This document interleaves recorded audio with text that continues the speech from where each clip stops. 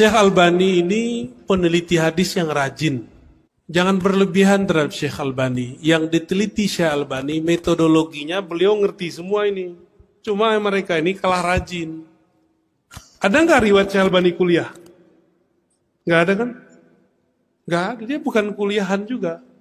Jadi Syekh Albani ini belajar cara mentakhrij hadis. Kalau di ma'had mahasiswa Darussunnah, itu semester 1 sama 2. Semester 1 dan 2, itu mahasiswa sudah bisa mentakhrij hadis. Kalau mahasantri mahasiswanya udah bisa, kira-kira dosennya bisa nggak? Meremnya bisa kita takhrij hadis. Mudah takhrij hadis itu. Dan kami merasa kami tidak berhak mentakhrij hadis. Kenapa? Ada ulama terdahulu yang sudah mentakhrij hadis. Kalaupun sekarang kita mentakhrij, meneliti asal usul hadis, itu disebut mentakhrij, kita kemudian melakukan komparasi metodologis. Makanya di Ma'had Darussunnah di Jakarta, itu satu hadis kalau diteliti bisa setebal ini. Tadi kita sudah bahas ya, bisa setebal ini hasilnya.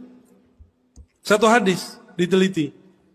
Syekh Albani satu hadis cuma beberapa kalam. Hadis ini sahih, hadis ini tidak sahih. Di beberapa kitab yang lain disebutkan, dalam rawinya ada fulan, rawi ini tidak sahih, rawi ini fi muskilah, fi wa, itu doang. Ini cuma nukil aja. Itu biasa, teman-teman, ini biasa, ilmu standar. Ilmu standar orang belajar ilmu takhrij, bukan ilmu hadis namanya. Jadi ilmu hadis mustalah, istilah. Ada namanya ilmu takhrij. Orang menengah belajar hadis namanya ilmu takhrij. Apalagi di zaman ini, semua nama-nama rawi, nama-nama periwayat yang kita tulis kayak tadi, Al-Khallat, Yahya bin Khallat, ya. Ada Ibrahim ibn Nafi', itu sudah ada semua. Tinggal dicari, selesai. Namun kita tidak perlu untuk mentakhrij lagi. Antum masih kurang yakin dengan takhrij Imam Bukhari? Ini sahih kan nih? Kalau berbeda Albani dengan Al-Bukhari, ikut siapa? Serius? Kalau ada orang berani mendoifkan hadis dalam Sahih Bukhari, bermasalah nggak orang itu? Serius? Serius? Albani mendoifkan 2 hadis di Sahih Bukhari, bermasalah nggak? Tuh, kena racun antum kan?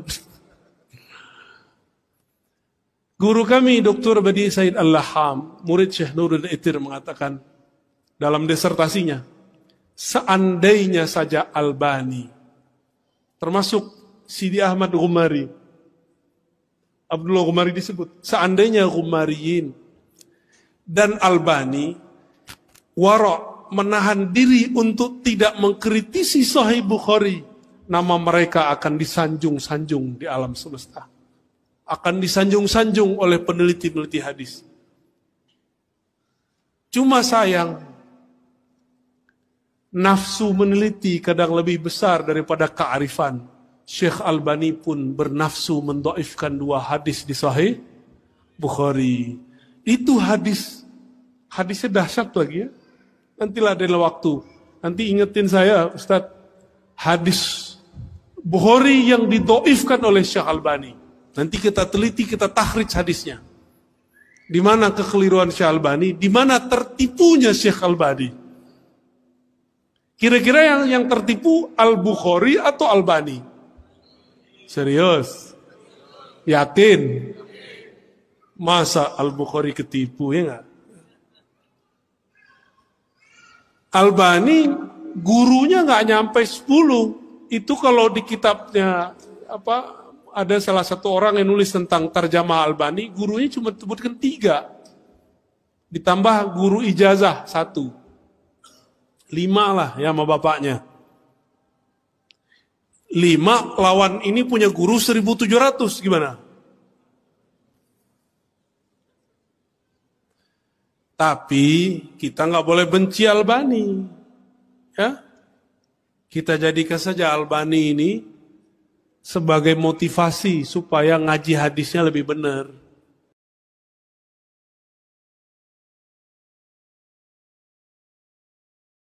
Nah, di antara yang Allah beri karunia di abad ini adalah Imam Muhammad Nasiruddin Ibn Nuh Al-Albani. Beliau ini oleh yang tidak mengenali atau yang membenci pasti dianggap tidak punya kredibilitas. Yang membenci beliau atau yang merendahkan beliau ada dua sebab. Satu, karena ketidaktahuan. Mudah-mudahan ini Allah maafkan. Yang kedua adalah karena faktor kebencian. Karena beliau memang orang yang sangat tegas dalam menegakkan sunnah Nabi Sallallahu Alaihi Wasallam. Dan ketegasan ini bukan dia sendiri. Umar juga dulu tegas dalam masalah ini, dalam masalah sunnah Nabi Sallallahu Alaihi Wasallam. Ulama seperti Ahmad bin Hanbal tegas yang sunnah-sunnah, bid'ah. Sehingga sebagian mengatakan dia hanyalah seorang ahli tukang jam. Dengan alasan itu tukang jam, Nabi kita penggembala kambing dulu. Cuma Nabi nak tunjukkan bahwa pekerjaan seseorang tidak menghinakannya, supaya tidak ada kita yang merasa tidak dihargai dalam beragama ini. Nak jadi buruh kasar di pasar, nak tukang cari ikan, tu penjahit. Nabi Idris dulu penjahit dia. Nabi Muhammad penggembala kambing, Nabi Musa penggembala. Supaya nanti tidak ada kita yang merasa rendah. Karena Nabi kita yang paling mulia mengerjakan pekerjaan yang paling rendah. Mencemooh orang dengan pekerjaannya ini tidak akhlak orang-orang hebat. Ini akhlak orang-orang rendahan. Imam Ahmad dulu untuk cari penghidupan sampai jadi tukang angkat di pasar. Tapi apakah ada hubungan pekerjaan dengan ilmu? Tidak ada. Makanya hujah yang digunakan oleh sebagian hanya tukang jam. Ini hujah fitnah rendahan orang-orang yang tak punya alasan untuk menjatuhkan. Imam Abu Hanifah dulu juga tukang jualan kain di pasar, saudagar dia. Tapi orang tak pernah merendahkan Abu Hanifah gara-gara jualan kain. Oleh sebab itu nasihat saya pada diri sendiri, kalau masalah ilmu jangan dikait-kaitkan dengan pekerjaan. Berilmu tetap berilmu, Allah angkat. Gimana antum mengatakan beliau ada orang tidak berilmu? Tulisannya yang sudah dicetak saja baru 119 buku. Dan di antara bukunya ada yang 16 jilid. Coba tonton, baru nulis skripsi 60 halaman, jadi sarjana. Habis itu S2 75 halaman, jadi master. 120 halaman, jadi doktor. Tiba-tiba antum kritisi sebesar Al-Albani yang kitab Al-Hidayah, kitab Mu'tamad mazhab Al-Hanafi, sudah dia tamatkan dengan ayat sendiri. Kalau antum bicara tentang hafalan Qur'annya, dia sejak kecil sudah hafal Qur'an. Murid-muridnya jadi ulama-ulama besar dunia yang mulazamah dengan beliau, kemanapun perginya jadi ulama besar dunia. Sebutlah misalnya kalau di Maroko ada Abdurrahman Al-Maghrawi. Sekarang baru menyelesaikan fikih berdasarkan sunnah, kalau salah hanya 40 jilid kitabnya. Kalau bisa nulis 40 jilid, sudah doktor teman. Ini baru kita ini, belum lagi kitabnya Fathul Bar fi Tartibi Tamhid bin Abdul Bar, itu sekitar 16 jilid. Ini muridnya. Lihatlah Syekh Ali Hasan Al-Hanabi yang jumlah tulisannya ratusan kitab. Beliau masyhur Hasan Salman, Muhammad Ibrahim Syaqra, dan seterusnya. Ada murid-muridnya yang saya bertemu langsung dengan murid-muridnya adalah orang-orang hebat, hasil didikan beliau. Lalu antum katakan apalah artinya seorang tukang jam? Nah, ini makanya kaum muslimin dan muslimat, jadi fitnah itu tak pernah lepas dari orang-orang yang hebat. Tetapi seperti kata penyair, kanatihin sakhratan yawman liyuhinaha falam yadir ghaira qarnihil wa'ilu. Seperti kambing hutan yang nak menanduk gunung yang patah tanduknya sendiri. Bukanlah maksudnya Albani bersih dari kesalahan, tidak. Yang namanya seorang manusia, sealim apapun, bisa saja berbeda dengan ulama yang lain ijtihadnya. Tetapi menjatuhkan seorang alim walaupun tidak setuju dengan kita adalah cara-cara orang yang tidak sehat akalnya, orang-orang tukang fitnah dan syubhat.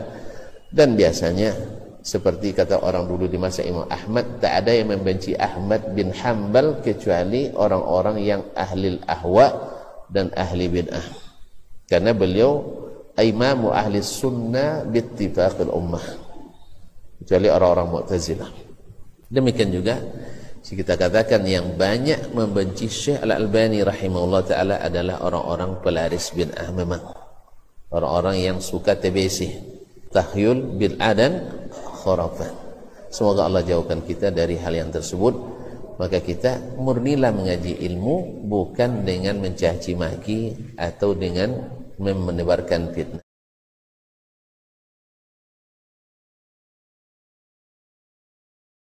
Merupakan tuduhan yang amat keji oleh sebagian orang yang tidak paham ilmu hadis, ya, terhadap Syekh Albani rahimahullahu taala, ya, dan tidak didapatkan celaan terhadap Syekh Albani kecuali dari orang-orang yang tidak memahami ilmu hadis dan dari orang-orang yang tidak membaca kitab-kitab beliau, ya, secara ilmiah. Ya, kalau kita membaca kitab beliau Silsilah As-Sahihah dan Silsilah Adh-Dhaifah, ensiklopedia hadis dhaif dan sahih, Sunan tahqiq beliau terhadap Sunan Tirmizi, Sunan Ibnu Majah, Sunan Abi Daud, ya, Sunan Nasa'i, Mu'jam At-Tabarani dan yang lain-lainnya akan kita dapatkan di sana. Ketika beliau menerangkan hadis ini dhaif, maka beliau sebutkan, ya, bahwa Imam Ahmad berkata demikian, Yahya bin Ma'in berkata demikian, Imam Syafi'i berkata demikian, Ali ibn al-Madini berkata demikian, Sa'id al-Qattan berkata demikian, ya, Imam Malik berkata demikian tentang rawi-rawi tersebut. Tidak ada ucapan beliau, ya, sehingga tuduhan yang sangat keji bahwa beliau mendhaifkan hadis tadi yang ulama dahulu, ya, mensahihkannya. Nah, dan tidak ada yang mampu mendatangkan sebuah bukti bahwa Syekh Albani pernah mendhaifkan sebuah hadis tanpa menukilkan ucapan ulama yang hidup pada abad, ya, kedua Hijriah, ketiga, keempat dan tahun-tahun yang dekat dari itu. Tidak ada yang mampu membuktikannya. Nah, dan sebaik-baik jawaban dari Syekh Albani terhadap orang-orang yang menuduh beliau dengan berbagai tuduhan adalah karya-karya beliau. Karya beliau penuh dengan ilmiah. Dapat dibaca yang paling mudah sifat salat Nabi. Hampir tidak ada ucapan beliau satupun dalam sebuah hukum. Beliau hanya menukilkan pembahasan hadis, asar para salaf, ucapan tabi'in, 4 imam mazhab dan seterusnya.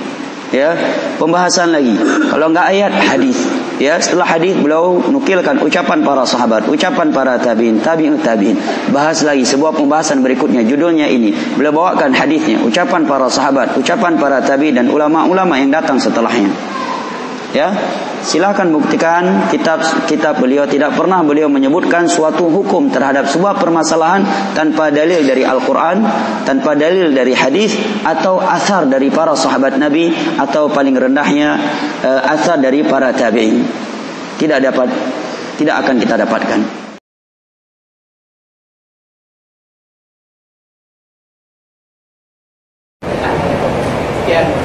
Terima kasih banyak, Ustaz. Soalan yang pertama berkenaan dengan Syekh Al-Albani, yang mengatakan Albani ini menilai semula hadis Bukhari dan Muslim, maka dikatakan sebagai kurang beradab. Saya bukanlah orang yang ta'assub ataupun sangat-sangat kagum dengan Albani ini. Dia tokoh, tapi saya jarang juga membaca penulisan dia kerana saya lebih tumpukan kepada muhaddis yang lebih awal daripada dia.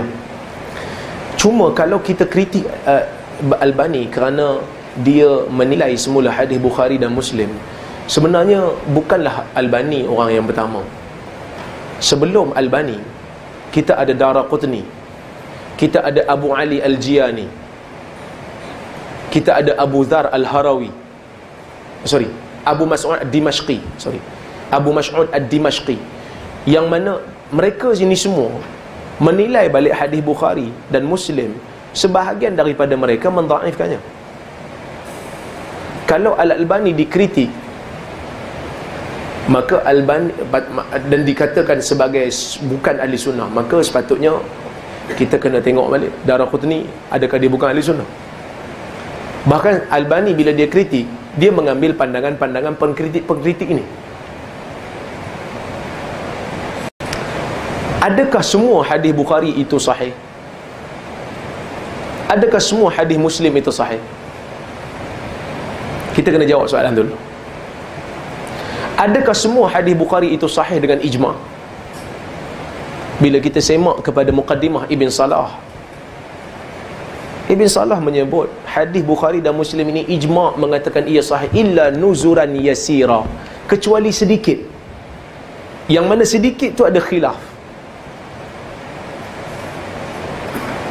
Yang mana sedikit itu ada khilaf di kalangan para ulama, ia sahih ataupun tidak. Maka sebab itu,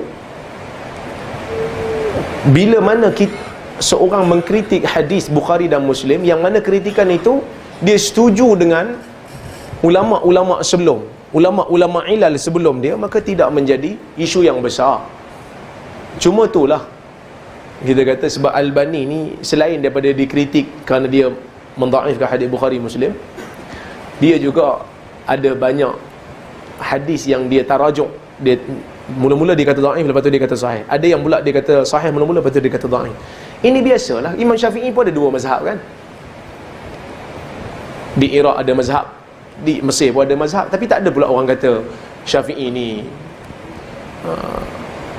teruk dalam fiqh. Biasalah perubahan ijtihad.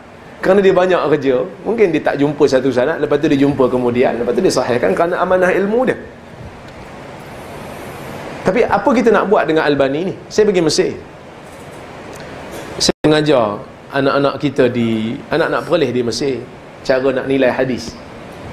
Dia ada dalam ramai-ramai itu ada satu orang Perlis juga. Dia kata, kenapa Perlis ni taksub sangat dengan Albani? Kenapa tak ditonjolkan tokoh-tokoh yang lain selain daripada Albani? Di Azhar ni pun ramai, di Al-Azhar. Saya kata sebenarnya tak semua orang taksub dengan Albani, walaupun ada tapi tak ramai. Yang orang glamourkan penilaian Albani ini sebab orang senang nak akses dia punya penilaian dia. Hari ni orang beli kutub sitah, orang beli Sunan Arba'ah, Sunan Abi Daud, Sunan Tirmizi, bawah tu ada penilaian Albani. Orang yang bukan bidang hadis, dia malas nak pergi cari kitab-kitab yang besar, dia ambil yang tu je. Maka sebab itu penilaian Albani lebih glamour, kerana dia mudah. Sebab dia buat kerja untuk kitab induk hadis dalam ahli sunnah ni, empat-empat tu dia buat penilaian. Dan saya nak tanya juga kepada yang bertanya, contohnya kan, saya tanya masa tu, saya nak tanya juga pada yang bertanya ni, yang kata ulama Azhar yang hebat ni, yang hebat, lebih hebat daripada Albani, tolong bagi saya satu nama daripada Al-Azhar yang buat penilaian untuk Sunan Arba'ah secara lengkap macam Albani buat. Tolong bagi satu nama. Dan orang yang bertanya tu pun tak bagi. Dia bagi cadangan supaya ambil ulama Azhar. Tapi saya tanya, ada tak satu ulama selain daripada Albani yang buat penilaian untuk Sunan Arba'ah, untuk 4 kitab hadis yang utama? Bukhari Muslim tak perlu nilai lah, sebab dia sahih dah, yang kita panggil kutub sitah tu kan. 4 kitab yang belum tentu sahih tu, yang mana dalam tu ada hadis-hadis yang tak sahih. Ada tak ulama selain daripada Albani yang buat? Sekarang kita ada Arnaud. Itu mula-mula dengar dah nama Arnaud. Dulu tak ada. Maka Albani yang buat. Sebab tu Albani jadi glamour. Maka saya katakan, sebab tu kita adil lah. Mana yang silap, kita kata silap lah. Mana yang betul, kita ambil. Kita jangan ekstrim. Kalau katakan Albani ni tak beradab, sebenarnya Albani ni memang ada bahasa dia yang keras, terutama bila dia kritik As-Suyuti. Kita tak setuju juga lah. Kadang-kadang dia kritik Imam Suyuti tu macam, keras bahasa dia kan. Suyuti tidak malu kerana menghitamkan buku dia dengan hadis ni. Kita macam, kalaulah dia guna bahasa yang sedikit lunak, kerana dia bercakap dengan seorang tokoh. Tapi itulah dia punya gaya kan. Kalau nak kata Albani punya gaya tu keras sampai kita kena tolak dia, macam mana dengan Ibn Hazmin? Tonton baca kitab Al-Muhalla bil Athar yang ditulis oleh Ibn Hazmin Al-Andalusi. Dia kadang-kadang dikritik. Dia bukan kritik orang kecil, dia kritik ulama-ulama mazhab yang pakai kias ni. Kadang-kadang dia kritik, dia kata hadzal ra'yu malam la aqla lahu wala din. Ini pandangan orang yang tidak ada akal dan tidak ada agama. Bahasa yang keras. Kerana memang ada di kalangan ulama-ulama kita ni yang kadang-kadang bahasanya agak sedikit keras. Kan A'mash pun dalam satu kisah, A'mash ulama hadis. Ulama hadis. Orang duduk sebelah dia mata dia tak apa nampak. Mata dia rabun, sebab tu dia panggil A'mash. A'mash tu masuk rabun. Dia tak suka orang duduk sebelah dia. Tiba-tiba ada seorang murid baru duduk sebelah dia. Dia kata, siapa duduk sebelah aku ni? Budak tu, orang semua pakai diam, tak nak bagi tahu sebab takut dia marah. Tapi dia tahu. Baca hadis dia pakat ludah sebelah. Lepas baca hadis ludah. Lepas baca hadis ludah. Kawan yang sebelah ni basah kena ludah. Memang ada ulama-ulama yang sebahagiannya keras. Tapi kita ambil yang betul lah. Yang mana yang tak betul tu kita maafkan. Mudah-mudahan